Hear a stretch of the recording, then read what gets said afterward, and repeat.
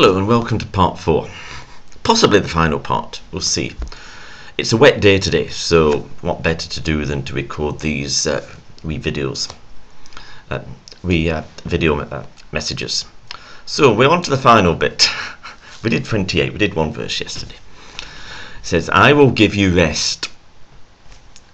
Take my yoke upon you and learn from me, for I am gentle and humble in heart, and you will find rest for your souls.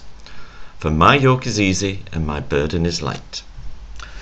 Now let's just notice one thing, right at the end of verse 28, and I will give you rest. This is personal.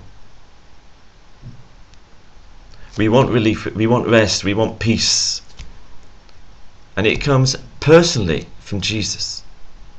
This is not, it's not meditation, it's not mindfulness, it's not breathing exercises.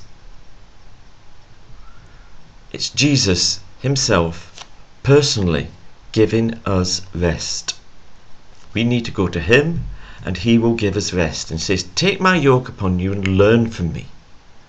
We need to learn from Jesus. We need to learn from him. However we've been living our lives, whatever we've been doing, whatever ideas we're full of, we need to learn from Jesus. We need to humble ourselves before him. And why will this happen? It says, for I am gentle and humble in heart. Jesus is humble and gentle in heart. He's also all-powerful. But here we focus on the gentleness and the humbleness of Jesus. Jesus invites us to come to him, and he personally will give us rest. It says you will find rest for your souls.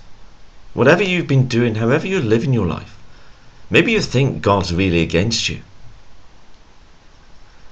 When we go to Jesus in humility, ready to learn from him, to receive from him,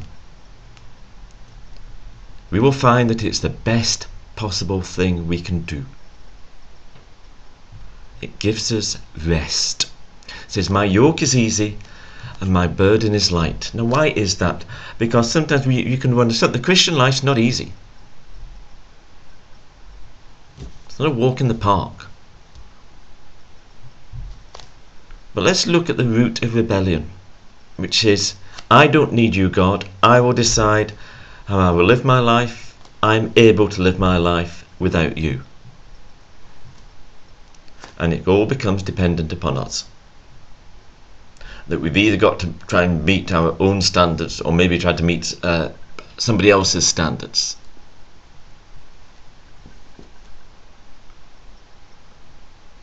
And for a time we might think we're managing it, but it becomes increasingly difficult, increasingly obvious that we're not managing it.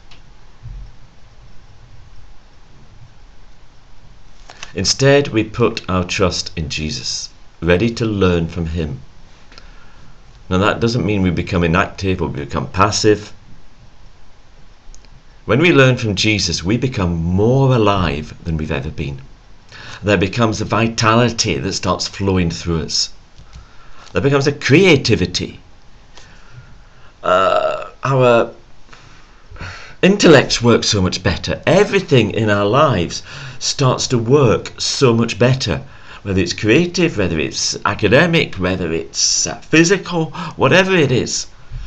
When we humble ourselves before Jesus, everything starts to work better. So, let us accept the invitation. If we don't know Jesus at all, you certainly need to accept the invitation.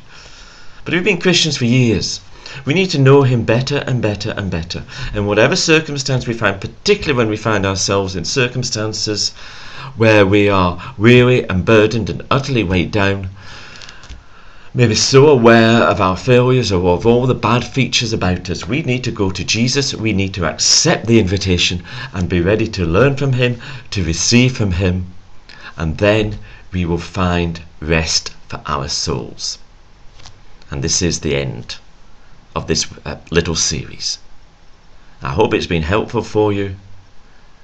Let us put it into practice. Let us go to Jesus. Amen.